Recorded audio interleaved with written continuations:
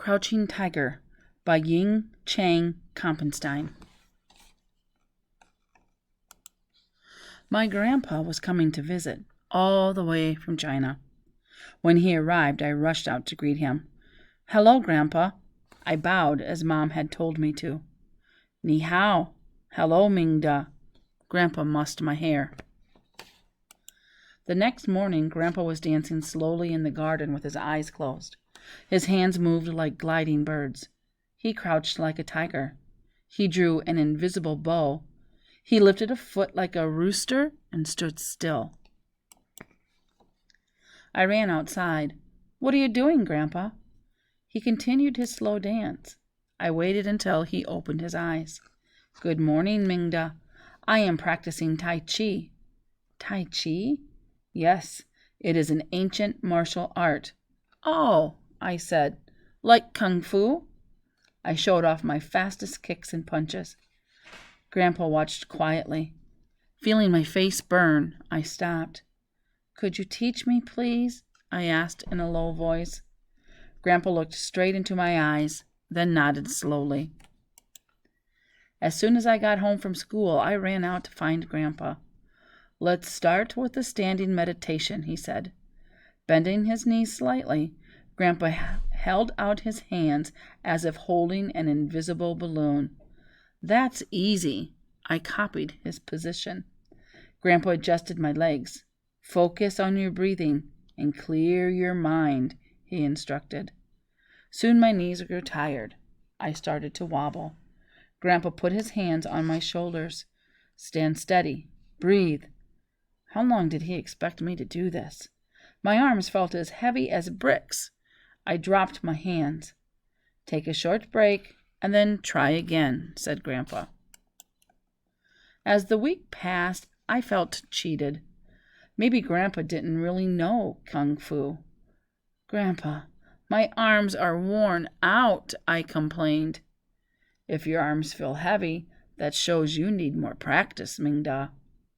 Although he spoke English perfectly well with Dad, Grandpa always talked to me in Chinese. "My name is Vincent, Grandpa." "Your Chinese name is Mingda. You are Chinese as well as American," he said firmly. On Monday morning, Mom announced that Grandpa would take the bus with me to school. "But, Mom—" "No buts, Mingda. It will give you a chance to spend more time with Grandpa, and it's on his way to Chinatown." To avoid talking to him, I read on the bus. Mom picked me up that afternoon. When we got home, Grandpa was still out. "What's Grandpa doing in Chinatown, Mom?" "He's training the lion dancers for the New Year parade." "Is he teaching them how to stand still, too?" Mom frowned. "No, Vincent. The lion dancers are serious martial arts students. They have been practicing for years." When Grandpa got home, I hid in my room. The next morning, on the way to school, I jammed my headphones into my ears to avoid talking to Grandpa. It didn't seem to bother him. He greeted people warmly on the street. A worker was hauling boards from a truck. A woman rushed past us, talking loudly on her cell phone. Unaware of her, the worker turned, the end of his board speeding toward her head. In a smooth motion, Grandpa crouched like a tiger, swept up a leg, and kicked the board, breaking it neatly in half. "Wow, Grandpa, how did you do that?" I asked. He smiled. "Lots of practice. I started at your age." That night, when Grandpa practiced his standing meditation, I joined him. Over time, I could focus more on my breathing. My legs and arms didn't tire as quickly. One afternoon, Grandpa put a long bamboo pole into my hands. He taught me the cat walk, keeping my body low and walking slowly, shifting my weight from side to side. I meditated every day and practiced the catwalk while holding the pole up high. I kept hoping Grandpa would teach me to whack things with the pole. But by the time New Year's came, I still hadn't gotten to hit anything. On New Year's Eve, we cleaned the whole house. Dad cut my hair, and Mom cooked a big traditional meal.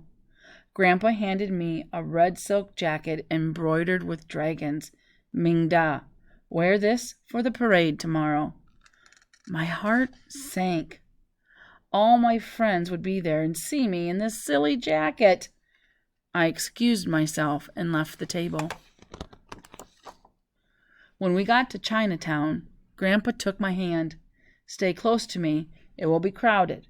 I couldn't pull away from his strong grip. I hoped I wouldn't meet anyone from school. Shouts and cheers mixed with the crackle of thousands of firecrackers. Grandpa led me to a pastry stand. Ni hao. The vendor spoke Chinese with Grandpa so fast I couldn't keep up. Such a handsome boy. Here are your favorite pastries, the vendor said. He gave me a bag with meat buns, sesame balls, and coconut cookies inside. Thank you. How did you know? He smiled and pointed at Grandpa. He has told me many good things about you. You even study on the bus. Ooh, embarrassed, I avoided Grandpa's eyes. Let me pay for these, said Grandpa. No, this is my New Year's gift to your grandson. They pushed the money back and forth as if it were on fire. Finally, the vendor stuffed the money into Grandpa's pocket. Go, go. The parade starts soon. Grandpa bowed. I copied him. Pushing through the crowd, we met a large group of eager spectators. Ni hao, Grandpa greeted them. This is Mingda, my grandson. Ni hao, they said with big smiles. I jumped when one of Grandpa's friends thrust a hong bao, a red envelope that contains money, into my hands.